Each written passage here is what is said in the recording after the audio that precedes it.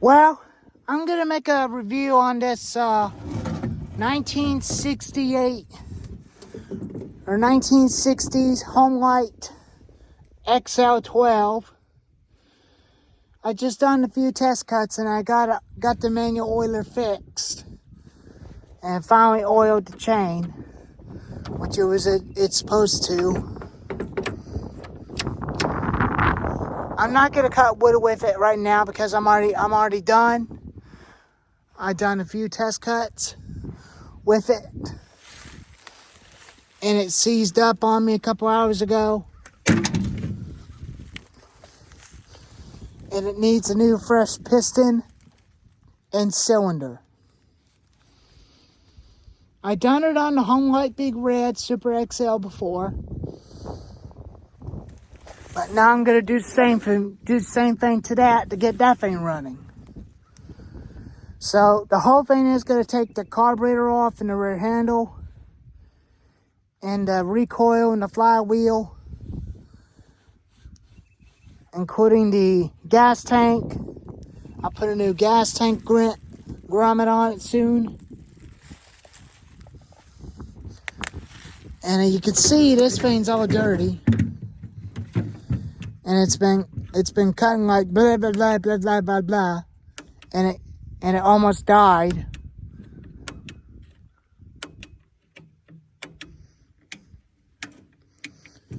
I don't know if that was the ground wire making that contact, but I do want to turn it off with a kill switch. But I was very surprised that it cuts like a knife through butter. It's just not cutting fast enough. It was just losing power. It was just losing power because the piston and cylinder are getting ready to seize up. There's the air filter. That's what I'm using.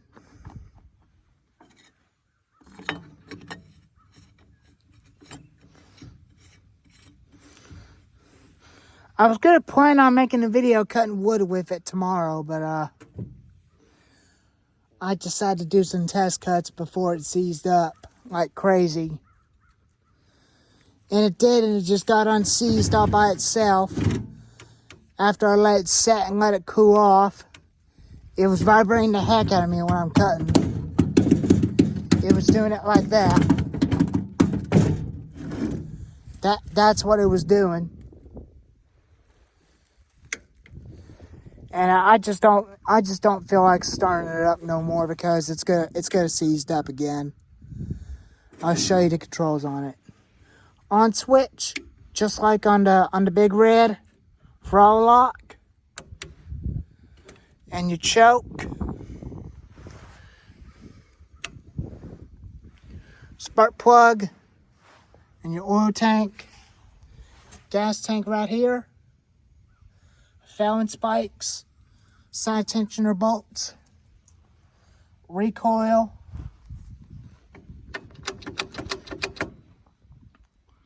but it does run. I'll start it up for a little bit and let you hear it idle. I don't want to run it too long because it was seized up. But it's going to need a new fresh piston and cylinder in it. I guess probably a right size kill wire.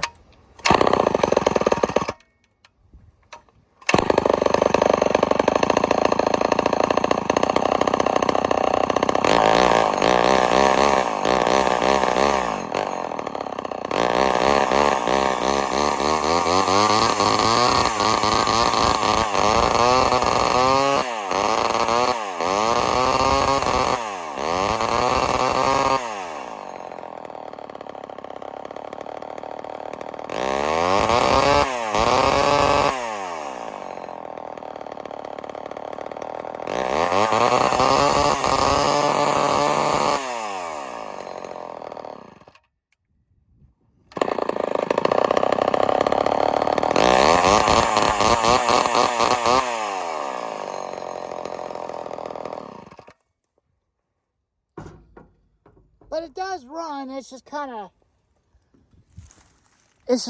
acting funny. I think that was the ground wire making that contact to the coil. I had it plugged in. It shouldn't be acting that way.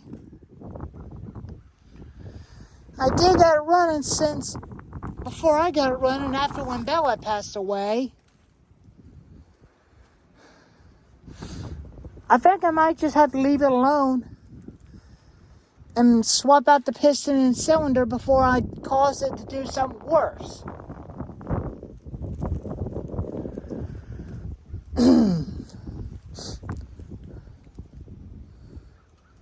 But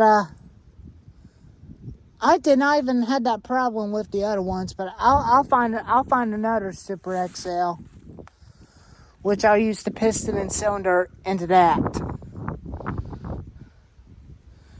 But they definitely are the same motor, but they are the same.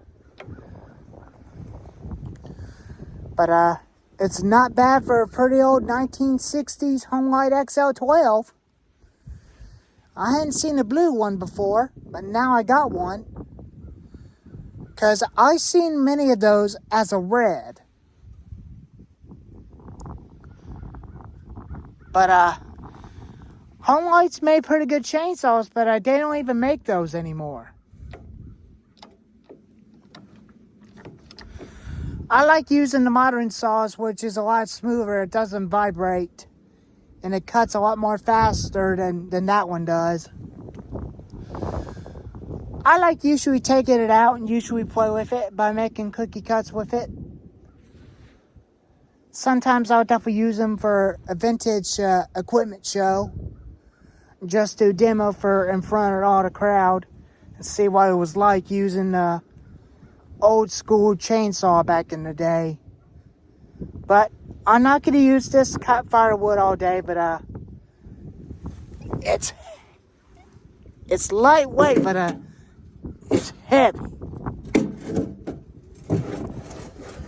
It was heavy and metal, and it wore out my rear hands when that thing is at full throttle.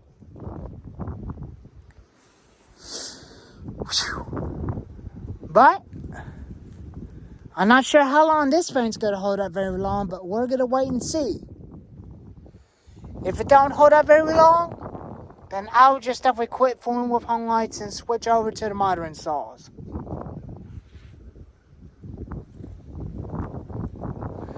Or find the one that's an automatic oiler.